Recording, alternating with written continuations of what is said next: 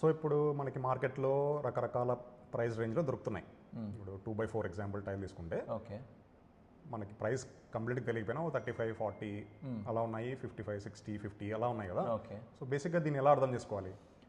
So ప్రతి brand ఏమవుతుందంటే certain standards follow అవుతుంది. 2x4 బాక్స్ వెయిట్ ఇంత ఉండాలి, థిక్నెస్ ఇంత 9 mm ఉండాలి, box weight 28 kg or 30 kg ఉండాలి, అండ్ గ్లేజ్ ఇంత నీట్గా ఉండాలి. There is something called L value అనమాట. ఎల్ వాల్యూ అంటే టైల్ బ్రైట్నెస్ని తెలుపుతుంది. సో ఎల్ వాల్యూ ఎంత ఉండాలి, ఇవన్నీ ఉంటేనే బ్రాండెడ్ కేటగిరీ టైల్స్ని మీట్ అయ్యే స్టాండర్డ్స్ అనమాట ఇవన్నీ. సో అవన్నీ యూస్ చేస్తారు కాబట్టి బ్రాండెడ్ టైల్స్ కొంచెం ప్రైస్ ఎక్కువ ఉంటాయి.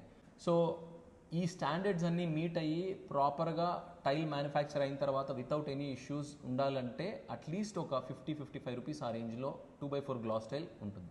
అంటే ఈ క్వాలిటీస్తో రావాలి అంటే కనీసం ఆ మాత్రం ఖర్చు పెట్టాలి. ఎగ్జాక్ట్లీ. నెక్స్ట్ క్వశ్చన్, గ్రనైటా టైలా?